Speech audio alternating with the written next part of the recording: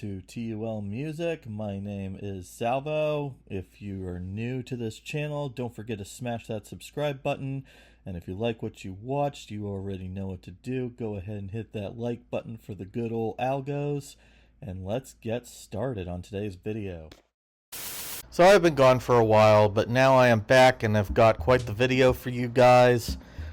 This was actually inspired from a request sent from a viewer. I need to bring up something that's actually been on my mind for quite a few weeks now. So to address this question sent to me, do I classify video game soundtracks as music? And I say yes, absolutely. Now reportedly there have been people that really don't classify video game music as actual music. When you use a computer or just regular sound effects on keys as an instrument, it makes a sound, hence it should classify as real music if it makes a sound, right? I mean, it's like not counting motion picture scores as music, and we know people like John Williams who have made the Star Wars and Harry Potter soundtracks as well as many other scores, and then we also have Trent Reznor and Atticus Ross who made more modern motion picture scores. And I know a lot of that type of music has been composed in video games. A great example is Super Smash Bros. Melee. I still have my Smash Bros. CD from a Nintendo Power magazine from 2001. And even though I don't really play it that much, I do recognize the music is having real composition. It is orchestrated and they use real instruments. Even a classic game, you know, like Super Mario Brothers, Zelda, Metroid, they all have classic pieces that, yes, they use simple bleeps and bloops. They are very primitive tracks, but they are composed to a T to make a melody.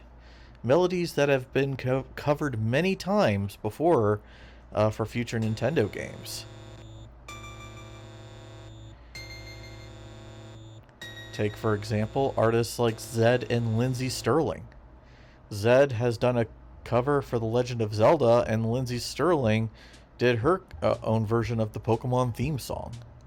So that right there should convince you that video game music is actual music. And yes, although there hasn't been a modern Metroid theme that I know of, feel free to comment if a well-known musician has done a Metroid cover, or it doesn't even have to be well-known, but you know, covered the greatness of Kenji Yamamoto. He was asked to orchestrate a theme about being in a lost world, being in a lost atmosphere, and with video games being so primitive during their time, it was really hard to accomplish, but Kenji did it to a T. So you guys get my point there. I do want to bring up something else, and that is the purpose of music in today's video games. What makes these video games a little bit more enjoyable, other than the graphics, the controls, the storylines, is the music. Modern day video games from the late 90s to the 2000s to now have soundtracks that are made to set the mood to the game that you are currently playing. Games such as Wind Waker, The Legend of Zelda Wind Waker, they have that music that's set to set the tone to a certain event. Whether you are on the boat overseas in between lands or fighting in a dungeon, the music should set the mood much like a soundtrack score should. How did you feel when you watched Star Wars for the first time? Or Lord of the Rings? I mean, Odd Pit, but Schindler's List. Like, how did you feel when you first watched those movies? Like Star Wars, for example. Like, how did you feel about the soundtrack? Did you find it catchy? Did you find the soundtrack memorable? Did you find yourself humming after you were done watching the movie? I mean, a good soundtrack score is much like a theme song of a good video game. Like, after you're done playing Smash Brothers or Legend of Zelda or Mario or shoot, like, I don't know, even Tomb Raider or something, you know, I find myself sometimes humming the theme song after I'm done playing. But let's steer the ship back and highlight one game that I feel is very important to talk about. NieR Replicant. Many of the melodies remind me of a game that I used to play when I was a teenager called Final Fantasy Crystal Chronicles. It had beautiful environments and the soundtrack accompanied it well. When you begin the boss battles in the game, the music becomes intense, making the boss battles much more engaging.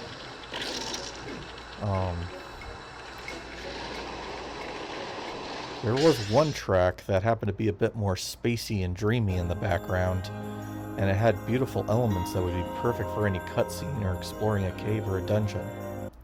The important thing I want to highlight is you don't necessarily have to play a game to enjoy a soundtrack, but you could just listen to the soundtrack on its own even if you haven't played the game. And I could tell you that I enjoyed a lot of Nier Replicant's music, and I haven't played the game at all. But I really enjoy the compositions. The same can be said for also more primitive video games.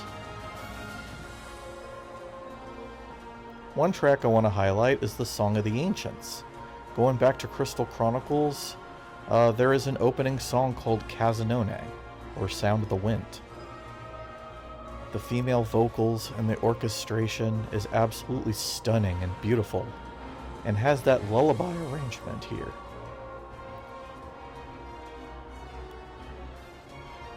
Much like Kazanone, which I'm going to play here.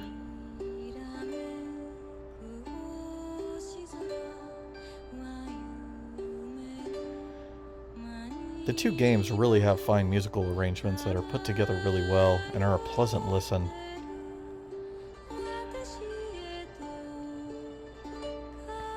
Now, if you're still on the train that video game music is not real music, are you a believer now?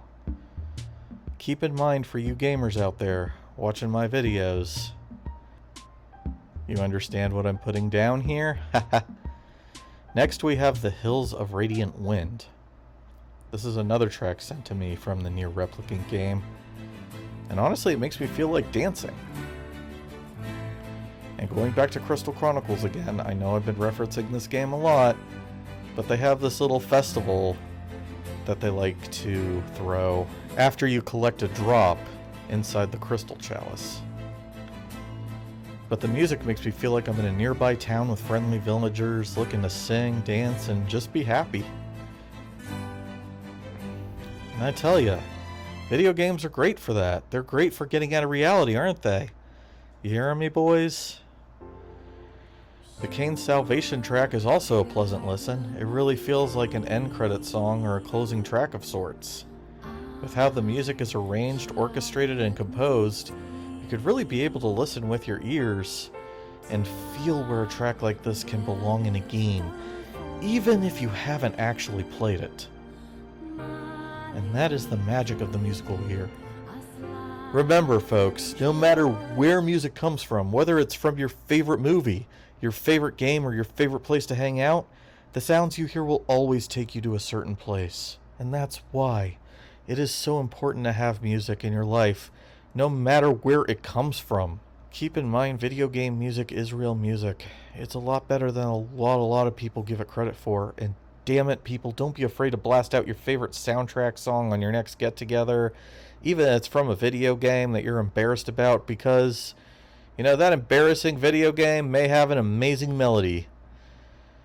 And it may be something that somebody might be familiar with and may get started in a conversation. You know, play it in your next card game, Bonfire, or whatever, whether you play Magic the Gathering. I know I play Magic. So, just some thoughts. This is Salvo signing off, passing this message out to always dive deep, and you never know what your human ears can find. Toodles.